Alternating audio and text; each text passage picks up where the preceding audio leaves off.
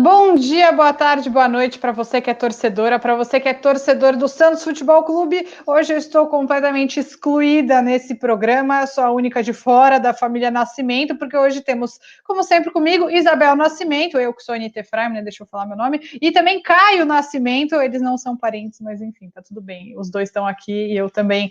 Bel, tudo bem com você? Tudo bom, Anitta? Tudo bem para todo mundo aí? Bom dia, boa tarde, boa noite. Daqui a pouco vem meu pai e a gente exclui a Anitta aqui para ficar todo mundo nessa família maravilhosa. Aliás, eu não posso falar que vem meu pai, porque senão as pessoas efetivamente pedem meu pai, porque elas queriam que esse canal fosse dele. Mas o senhor Antônio, nesse momento, ainda não sabe fazer, não sabe mexer nesse tipo de coisa. Bom, hoje a gente está aqui com o Caio Nascimento, dono da base toda, né? O cara mais corneteiro que a gente... Anitta, como que foi? O Caio participou de um podcast, ficou 50 minutos criticando o Santos, foi isso? Foi isso que aconteceu, é outro podcast, agora acho que a gente vai ter novos 35, 40 minutos de muitas críticas, mas ele participou do podcast Olheiros para falar sobre a base do Santos, 51 minutos de pura corneta, já aviso, ouçam, mas já estejam preparados. Pode se apresentar e se defender, tá, Caio? Por favor. Eu já tô acostumado a me defender da Anitta, porque se ela falar que eu corneto o Santos, ela me corneta, tá ligado? Então, essa menina é complicada. Não sei como é que você aguenta ela, Bel, porque Obrigada. tá louco, viu? Eu sou paga, quem o me cachê dera. tá bom, né? Ai, Mas meu nome é Caio uma. Nascimento.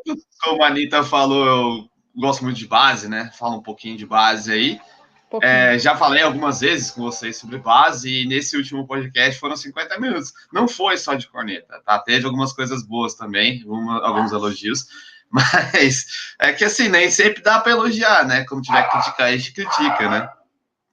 Bom, mas hoje a gente vai falar mais de Libertadores, né? A base na Libertadores, o Santos na Libertadores, porque na quinta-feira, 11 horas da noite, um horário bem maravilhoso, começa o retorno da Libertadores para o Santos. O Santos já está no Equador e vai jogar contra o Delfim. Que é o time mais fraco do grupo. O Caio, ele tem um texto que a Bel vai colocar aqui na descrição do canal e eu vou colocar na descrição do podcast com a análise que o Caio fez de todos os times que o Santos já enfrentou e vai enfrentar novamente. Caio, qual que é a sua perspectiva para esse jogo? E já de cara, qual que é a sua escalação ideal? E mais uma pergunta, porque eu gosto de fazer várias em uma. Lucas Lourenço, na sua opinião, deveria ser titular ou você tem gostado da maneira como o Cuca tem lidado e colocado ele mais para o final do jogo para não queimar o menino logo de cara? Rapidinho, só 3 perguntinhas assim pra... Você tomou de café da manhã também? Pode falar. Eu vou queimar a Anitta, porque ela sempre fala que eu falo demais, então vou tentar sintetizar, tá? Mas vamos lá, por partes. Primeiro, o Delfim, acho que, como você bem falou, é o time tecnicamente mais fraco, porém não é um time bobo, né? Naquele 1x0 modorrento do Santos no primeiro turno, na Vila Belmiro, foi 1x0 apenas, mas, assim, deu para perceber também que o Delfim ele tem suas qualidades, né? É um time forte fisicamente, é um time bom no jogo aéreo. Então, isso daí pode complicar para o Santos, porque apesar de o Santos ter melhorado bastante nesse quesito, né? Não tem tomado tantos gols de bola parada como tomava uns 2, 3 meses atrás e consideravelmente no começo da temporada.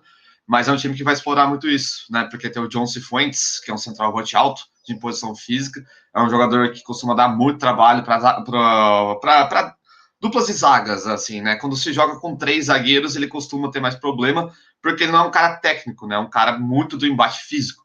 Mas, no caso que o Santos tem 2 excelentes zagueiros, na minha opinião, acho que a dupla de zaga mais confiável hoje no Brasil, que é Lucas Veríssimo e Luan Pérez, não acho que eles vão ter tanto problema assim. Porque, justamente pelo Lucas Veríssimo, né? Acho que ele é um zagueiro pro confronto, ele sempre se dá muito bem. Eu nunca vi não, né? É meio exagerado dizer. Mas é muito raro ver ele perder o confronto pela bola, ou seja, o embate, né? Ele não perde, ele tem mostrado também uma característica muito importante, especialmente que ele aprendeu no ano passado, né? Que é desarmar armando, né? Como isso? Ele já desarma olhando para frente. Ele desarma já toca, ele desarma. Que homem, né, Caio? Que homem, com certeza. Lucas Veríssimo, acho que assim, é um dos raros casos, né?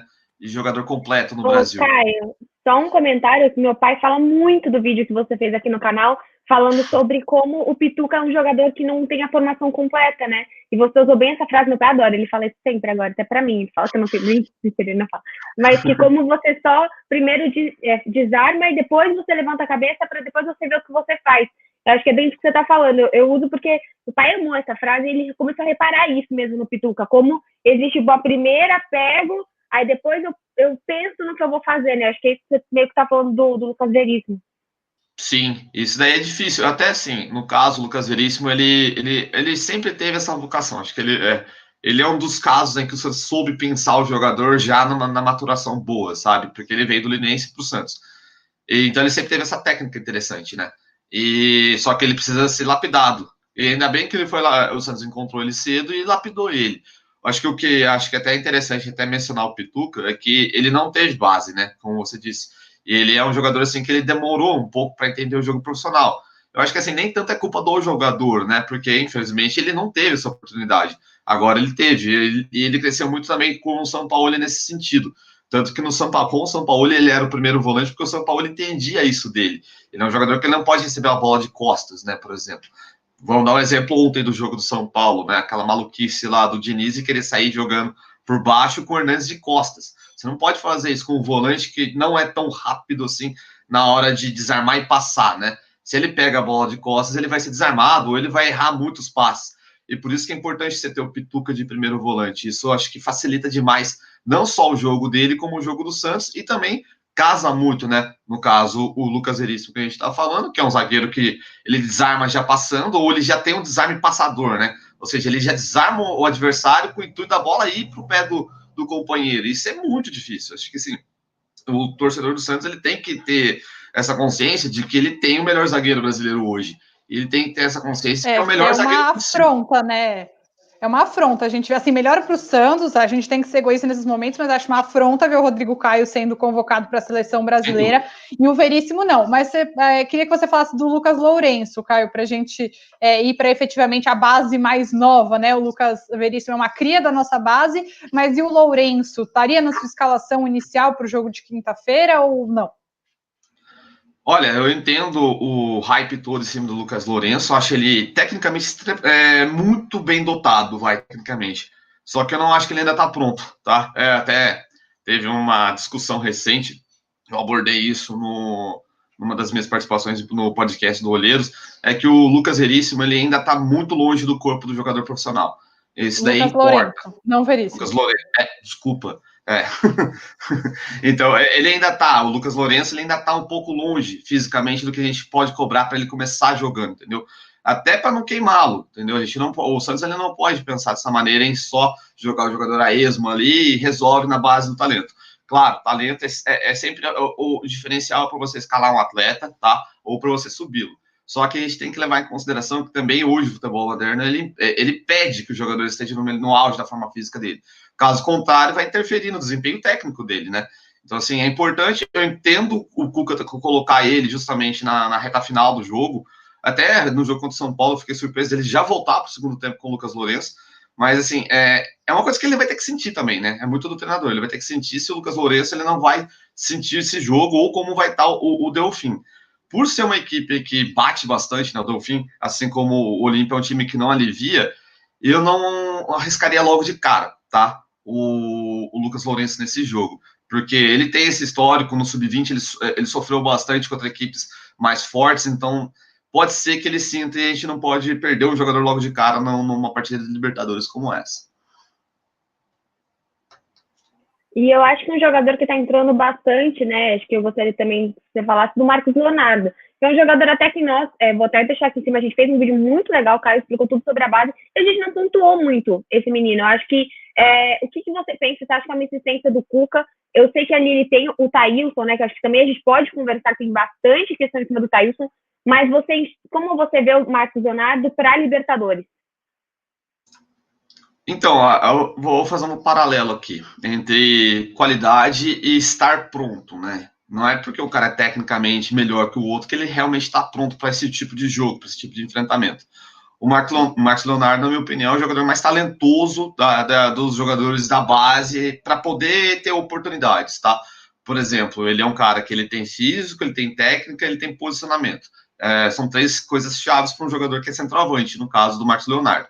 Porém, acho que assim, ele tem dois caras que estão na frente dele em termos de desempenho físico, né? Que é o Raniel e o Caio Jorge. que na minha opinião, acho que não deveria ter nem essa discussão de quem deveria ser titular, é o Caio Jorge, ele é muito mais jogador que o Raniel.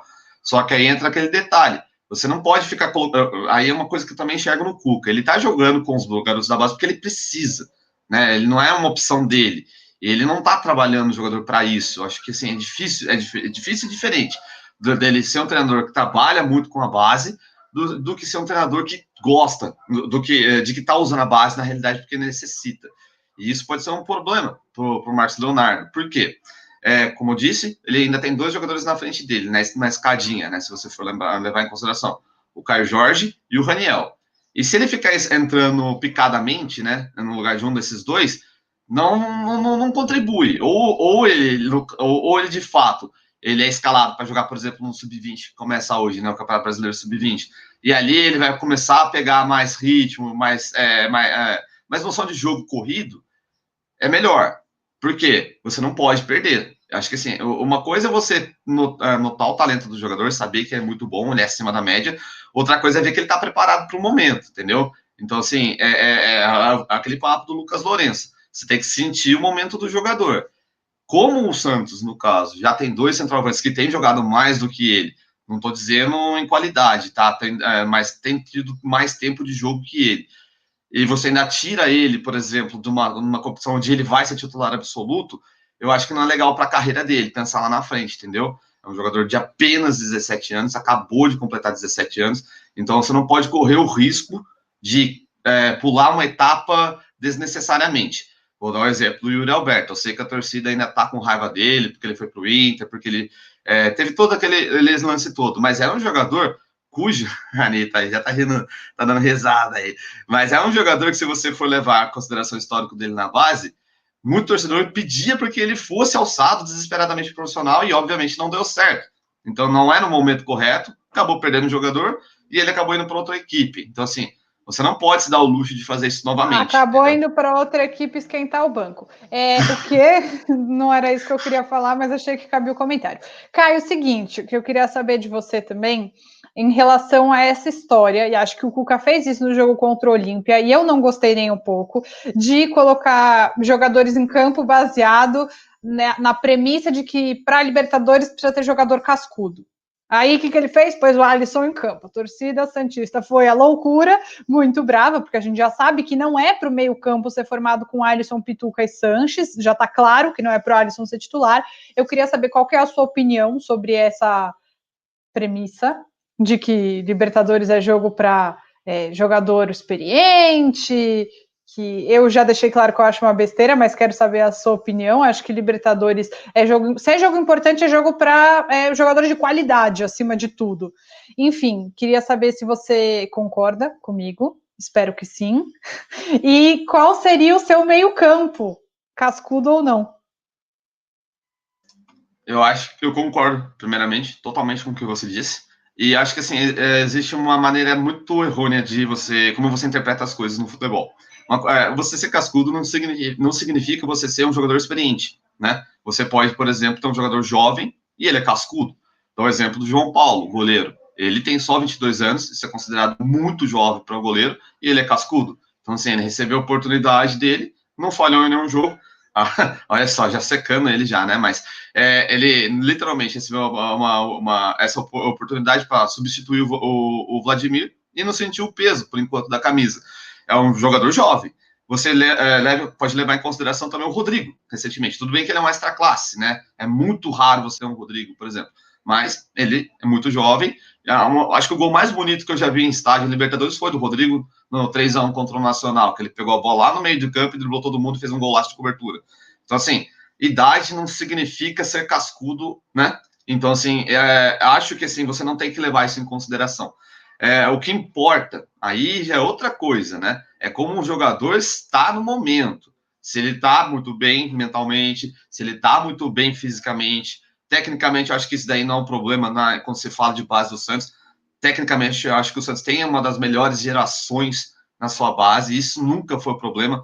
O problema que eu sempre corneto, né, é que o Santos ele não estrutura bem seus atletas, tá? Mentalmente e fisicamente. Porque isso que acaba atrapalhando, por exemplo, alguns jogadores de desempenhar em alto nível ou corresponder ao alto nível que eles já desempenharam na base. Esse é o único defeito que eu vejo. de fato, hoje na base. E é um defeito grande, porque exige um tratamento ou um projeto a longo prazo. E a gente sabe que o Santos sofre com isso e não tem dado a devida atenção nisso.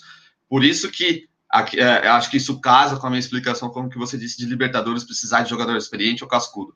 Isso é irrelevante, porque idade não significa que o cara é cascudo ou não. O Alisson, por exemplo, você estava citando, ele é experiente, mas eu não acho ele cascudo. É um jogador que a torcida fala, ele, pelo menos ele marca. Muito pelo contrário. Ele é um jogador que ele deixa muito espaço. O Santos ele sofreu muito no jogo contra o Olímpia, nos poucos momentos em que o Olímpia atacou, jogando bola nas costas do Alisson. Isso não significa que ele marca bem.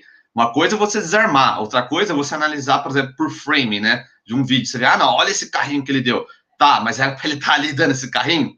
Entendeu? Isso daí é uma coisa que também precisa ser muito questionado com relação ao desempenho dos atletas.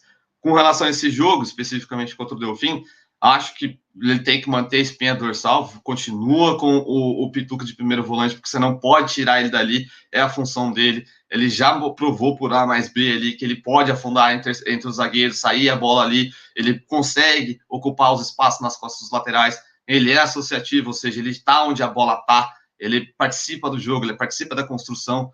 Então, assim, é importante você ter um cara desse tipo, até porque ele ativa o Sanches, né? Quando, por exemplo, quando joga Alisson, Pituca e Sanches, primeiro que o Pituca ele tá de segundo volante, ele recebe a bola de costas.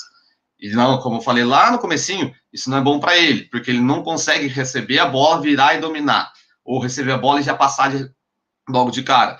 É uma coisa que ele não aprendeu na base, então isso influi ainda no jogo dele. Posteriormente, ele pode desenvolver essa característica, mas agora não dá. Então você tem que escalar ele onde ele é melhor.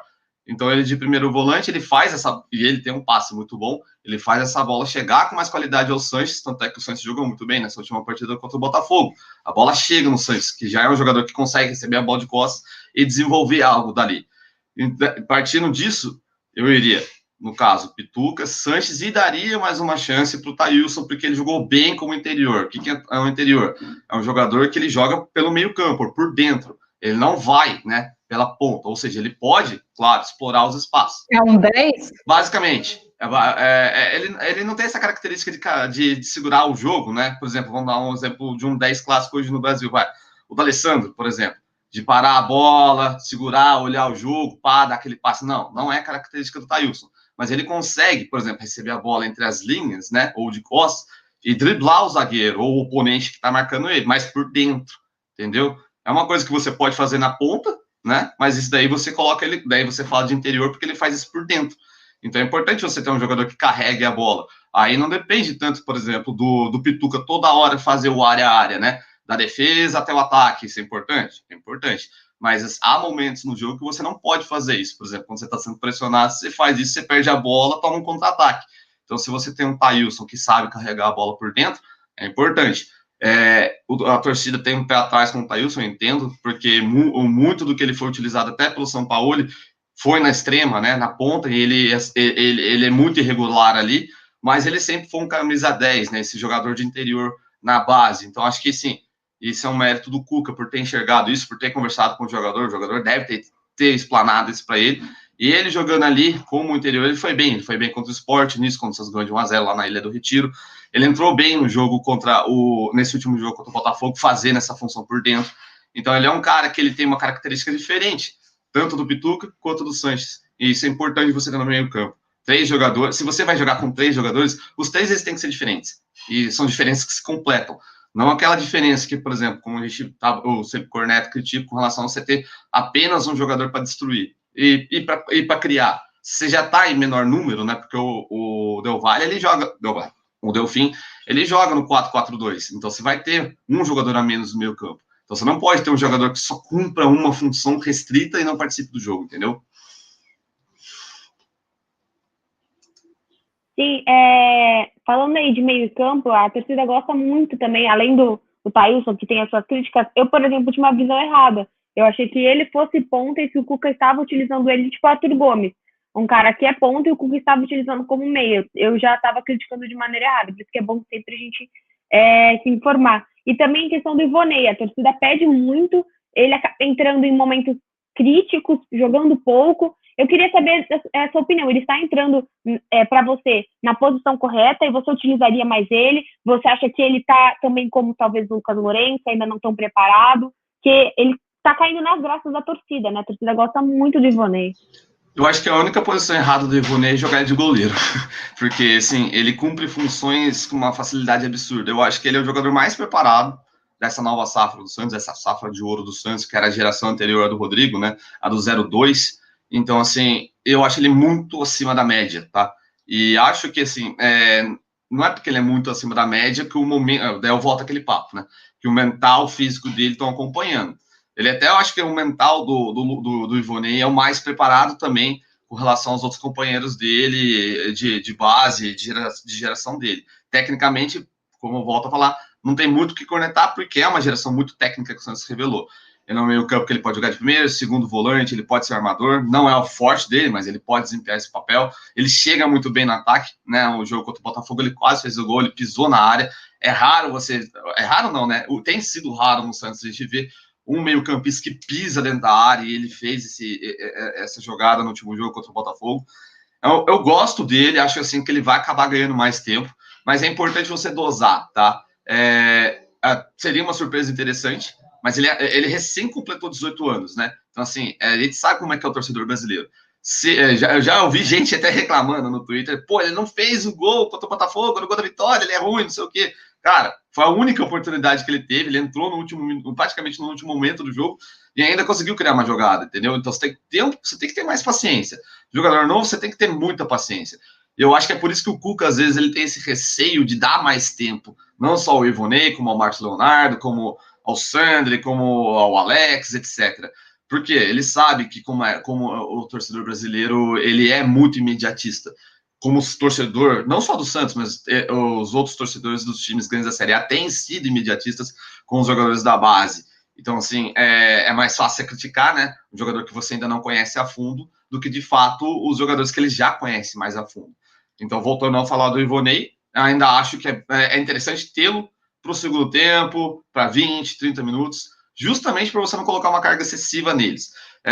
O Santos ainda não está numa situação desesperadora, não considero isso um momento desesperador que você precisa jogá-lo aos leões. Então, assim, é importante você ter ele, acho ele mentalmente, tecnicamente, acima dos outros, justamente porque ele consegue fazer qualquer função no meio campo, além de ser um ótimo passador, né? Ele é um jogador que tem um passe muito importante, muito bom. Então, se a situação estiver muito complicada ali, se não estiver dando certo no Thailson, por exemplo, ou até se ele optar, né, começar com o Alisson, adiantar o Pituca e o Sainz, posteriormente, durante o jogo, ele troca.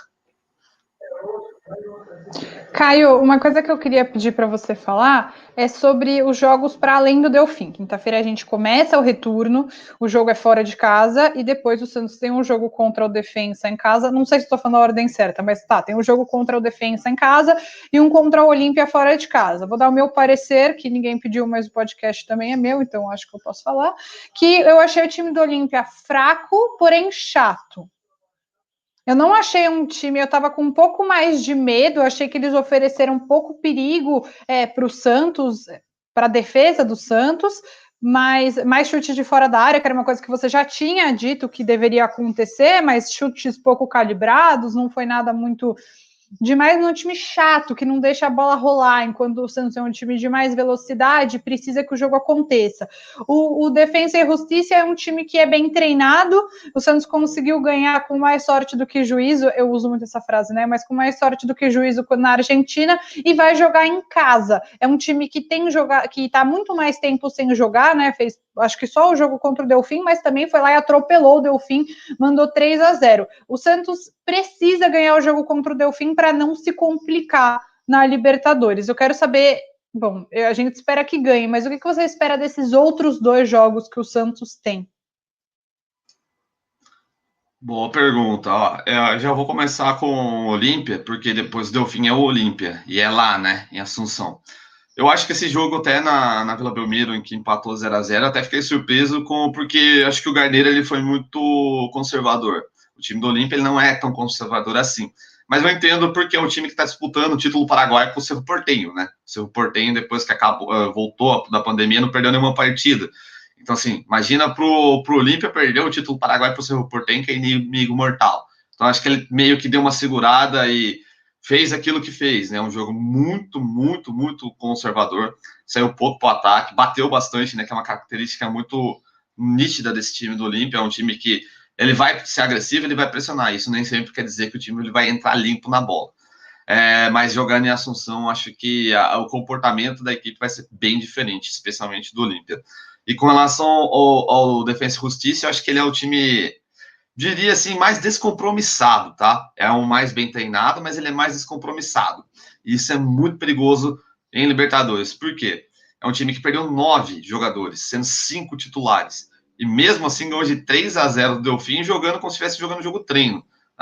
O Crespo, né, que é o treinador do Defensa e Justiça, é um treinador que preza muito pelo jogo bem jogado, né? A posse de bola, saída por baixo. Então, assim, é uma coisa que, por exemplo, a gente via com o São Paulo em 2019, é algo que ele faz no Defensa e Justiça desde 2019 e nesse começo não, né? Já estamos no final de 2020, mas em 2020 também. É um treinador que gosta muito de atacar, porém a gente viu no jogo contra o Defensa e Justiça lá, né, em Varela, em que o Santos enfrentou e fez um gol com o Caio Jorge, né, provando e salientando o que a Anitta falou, que nem sempre a idade quer dizer que o cara não é ou é cascudo, mas é um jogo em que o Santos, por exemplo, se ele jogar de maneira pragmática, como tem um time pragmático para isso, ele pode vencer, entendeu? Porque é um time que não é tão fisicamente forte quanto o time do Santos, e é um time que também tem seus defeitos, por exemplo, quando a bola é aérea ou a bola é mais esticada, enfrentar equipes mais cascudas, né? Olha, voltando a esse assunto, pode ser um problema para o defensa. Mas, de uma maneira geral, se não vencer o Delfim, acho que tende a ficar mais complicado, justamente porque pega o Olímpia lá em Manuel Ferreira, no Paraguai, em Assunção. Em casa, eles vão propor o jogo, isso é inevitável. Não acho que eles vão ser conservadores. Acho que vai começar com o Derlis, acho que vai começar com o Isidro Pita, deve começar com o Camacho. Então, são jogadores de qualidade técnica, jogadores que propõem o jogo, jogadores que finalizam muito. Contra o Defensa já deve ser diferente. Deve ser um time que vai vir para Vila Belmiro, dependendo, né? Supondo que o Defensa ganhe hoje do Olímpia, ele vai também ele vai muito mais favorável para o jogo contra o Santos. Então vai ser uma trocação. Isso, se você depende do resultado, transforma tudo em algo mais caótico.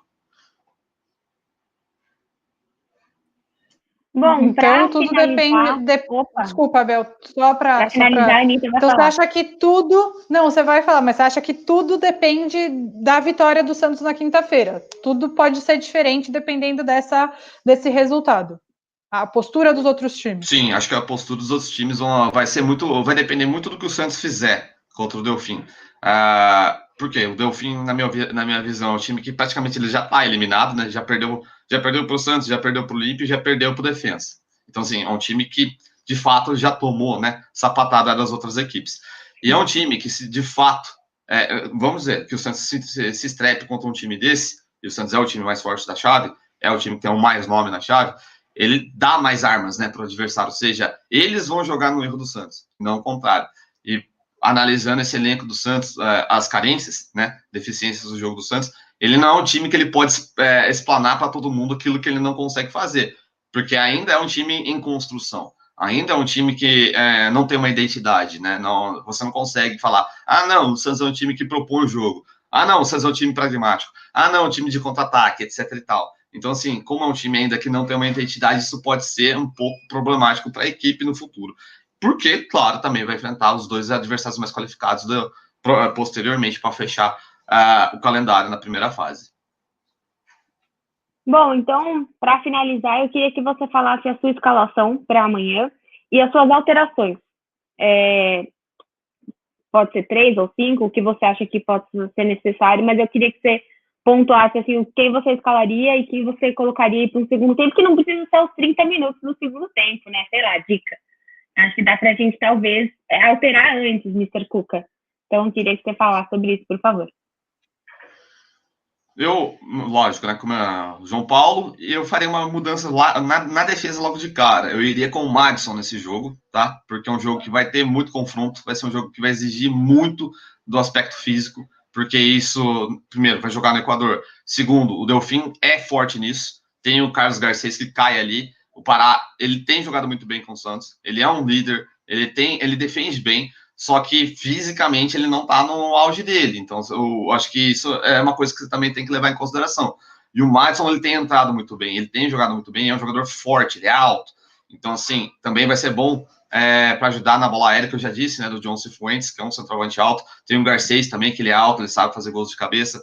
Tem o Hernan Herrera, que também sabe fazer gol de cabeça. Vai ser, com certeza, algo que o Delfim vai apostar muito nesse jogo contra o Santos. Então, já começaria com o Madison na direita, a dupla de zaga mantida, Veríssimo, Luan. E na lateral esquerda, o Felipe Jonathan. Felipe Jonathan tem jogado bem, a torcida do Santos critica muito ele, mas ele tem jogado muito bem defensivamente. Acho que ele evoluiu o jogo dele nisso também. Só que tem que levar também em consideração tamanho e altura. Isso daí vai ser um negócio que vai pesar muito contra ele, no 1 contra 1 nesse jogo. Então ele vai precisar de ajuda. Ou o Santos ele marca mais em cima, ou vai ter que pedir para o Sanches voltar mais, para o Pituca ficar de olho nas costas dele. No meio campo, Pituca, Sanches e Thailson, justamente pensando em uma saída mais rápida, um jogo em que o Santos não segure tanto a bola. No ataque, no caso, Soteldo na esquerda, Marinho na direita e o Caio Jorge, na minha opinião, tem que jogar esse jogo. Não só tem que jogar esse jogo, mas tem que jogar os outros jogos. Ele é melhor, muito melhor que o Raniel. É um jogador que ele sabe usar o corpo dele, é um jogador que ele sabe ajudar também na construção, ele sai muito bem da área, ele consegue não só sustentar o passe, como ele também consegue ativar os dois pontos, né? Ele pega a bola e solta no Marinho, ou ele pega a bola e solta no ponto esquerda, no Soteldo. No segundo tempo, se as coisas não estiverem boas, né? Aí vai ter que apelar para a garotada. Talvez o Ivonei, no lugar do Sanches, ou do Thailson. O Pará, talvez ele possa até... O Pará no meio campo, ele já desempenhou essa função, se você precisar defender o resultado, quem sabe. Então, assim, acho que falar de substituição vai depender muito do momento. Se o Santos estiver vencendo, acho que é aquele protocolar 6 por meia dúzia, né? Justamente pela condição física dos atletas, porque vai ser um jogo que vai exigir muito disso. Mas se estiver precisando do resultado, obviamente vai ter que apelar para um Arthur Gomes, talvez no meio campo, então, como ele já tem feito. Eu acho que, em termos de substituição, ele não tem muito para onde sair. E, Caio, última coisa de todas é o palpite, só para a gente não perder o palpite. Acho que vai ser 1-0 para o Santos, não vai ser fácil. Não é porque o time dos caras é muito bom, não, longe disso, acho que é um time nota 5 no máximo, mas é justamente, né, o Santos. Eu tenho mais temor pelo que o Santos não, às vezes não é capaz de fazer, ou pelo fato do Santos ser um time muito irregular, né? Isso a gente entende justamente pelo ano, todas as coisas que aconteceram com o Santos, isso transformou o Santos num time extremamente irregular. E no Libertadores exige que você esteja ligado, né? Então, assim, os times sul-americanos, eles sabem muito bem como pressionar os times brasileiros, né? Acho que é uma coisa que ainda o brasileiro não aprendeu, né? Ter nervos de aço quando você joga Libertadores. Isso não quer dizer que o cara tem que ser experiente, mas é um cara que entende o jogo. Oi? O primeiro jogo não, o jogo da semana passada contra o Olímpia, a gente perdeu principalmente no psicológico, né? Tava nítido que o Santos não estava preparado para jogar no nível de uma Libertadores, para bater não, né? Para apanhar e ter a consciência. Até eu acho que o Sanches foi o capitão e... mas já que a gente não finalizou mesmo, eu queria saber, você manteria o Sanches como capitão? Tem gente que fala que ele precisa para ele melhorar, tá? Eu acho que até a questão de ser um campeonato sul-americano, possa questão do idioma e tal, você manteria? Eu acho que a faixa de capitão ela é mais um símbolo mesmo, tá? Porque a liderança, acho que o Santos tem, por exemplo, no Sanches uma liderança, tem no Veríssimo uma liderança, o Marinho também é um jogador com esse quê de líder. Eu acho que isso daí, a faixa só é um símbolo, na realidade. É bonita, legal você vestir a faixa de capitão, mas acho que o comportamento da equipe, no geral, tem que ser algo bem maduro. Então, assim, é interessante que seja o Sanches justamente por ser um jogador experiente, um jogador campeão de Libertadores, né? Sempre jogou bem em Libertadores, jogou bem pelo Santos recentemente, não estou falando desse ano, mas em ano anterior, pelo River, etc. Então, assim, para ele é normal, né? Mas eu acho que assim vai depender também muito de como o Cuca vai abordar, ou como ele vai falar com o elenco. Acho que pilhar é desnecessário, porque o Marinho, por exemplo, quando ele apanha demais, eu sei que é um porre apanhar demais, o Marinho apanha demais, mas todo mundo sabe que se bater no Marinho, ele vai revidar. Então, assim, vai precisar alguém encostar no Marinho e falar assim, Marinho, você não, eu sei que você vai apanhar, é sacanagem você apanhar, mas se você revidar, ele vai ficar sem você e vai ser muito pior. Então, assim, isso não pode acontecer. E ainda mais um jogo contra o Delfim, onde eu acho que ele vai ser essencial. Porque o Marinho, ele é um ponta que tem técnica, mas ao mesmo tempo ele é forte. É difícil você derrubar o Marinho. É mais difícil você derrubar o Marinho, por exemplo, do que o Soteldo. O Soteldo é mais técnico, só que ele não tem a força do Marinho. Então é fácil de você parar o Soteldo, entre aspas, né? Você dá uma nele, ele já cai. No Marinho, não. Você precisa dar uma, duas, três, daí na terceira ele cai irritado.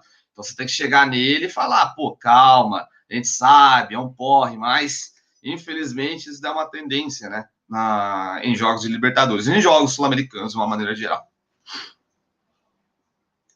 Caio Nascimento com o maior poder de síntese já executado na vida. Muito obrigada por estar com a gente. É sempre um prazer falar com você publicamente, porque diariamente tenho também... Tem o Caio Nascimento Premium, que manda áudios gigantes com análises de times sul-americanos. Enfim, muito obrigada. A gente fica na torcida, né, nós três, por um ótimo resultado do Santos, que seja o meu presente de aniversário. Já fui graciada, porque meu aniversário é na sexta, então na virada, né, ali no primeiro para o segundo tempo, estarei cumprindo anos. Já fui agraciada por saber que Alisson não será titular nesse jogo. Não estou feliz que ele lesionou, não torço pela lesão de ninguém, obviamente, mas pituca de primeiro volante é o que esperamos de Cuca nesse jogo. Caio, obrigada e até a próxima. E, Caio, antes, só fala das suas redes, fala do site, fala para deixar certinho. Vai estar tudo na descrição, mas só para o Caio deixar uma explicação mais certinha. A gente nem falou que ele é colunista do site, que eu não sei falar o nome, ele vai falar o nome agora, porque eu acho que eu sempre falo errado. Eu também, às vezes, eu acho que eu falo aí eu acho que eu vou falar errado, daí eu não falo. Primeiramente, ia deixar, né, adiantado um feliz aniversário para a Anitta, apesar dela ser muito corneteira, me cornetar sempre, mas são coisas boas. 6 minutos de áudio sobre o Colo-Colo, hein? Ela adorou. Ela deve ter ficado ali com um vinhozinho dela ali, né? Pensada na vida. Meu Deus do céu, eu não consigo falar pouco, desculpa. Mas as coisas que acontecem quando você nasce no interior. Mas eu agradeço primeiramente o convite. Ela vai ter sorte porque o gol vai ser no segundo tempo, então vai ser durante o aniversário dela, né? Então acho que assim vai ser interessante para a Anitta. E no caso, tá aí, né? Minha arroba é Caio C. Nascimento no Twitter. Eu sou colunista fixo no Futuri ou Future, acho que depende muito de como você quiser falar, mas os dois jeitos estão certos. Porque é um trocadilho, né? Então, assim, jornalista esportivo adora trocadilho, né? Então, Futuri, Future, futuro, né? Futebol, futuro, né? Então, esse é o trocadilho. Então, assim, você pode usar da maneira como você achar mais fácil. Você pode falar da maneira como você achar mais fácil. Mas o Caio tá lá falando de coisas bem comuns, que todo mundo fala. Conheça a base do time de Uganda, enfim. E ele faz essas coisas, é louco, mas ele faz. Ouçam também o Olheiros, que ele participou, falando especificamente sobre a base do Santos. Ele faz críticas, eu tô brincando com ele, mais a estrutura do Santos do que aos jogadores. Eu gostei muito que ele falou também sobre o Sandri, acho que vale a pena, a gente não abordou o Sandri aqui hoje, até porque não tem jogado, mas o Caio fala sobre isso lá. Então, depois de vocês ouvirem o Alvinegras da Vila, vocês podem ouvir também o Olheiros e procurar os textos do Caio pela internet, que eles estão no Medium. No site do Caio, que é mais fácil de falar.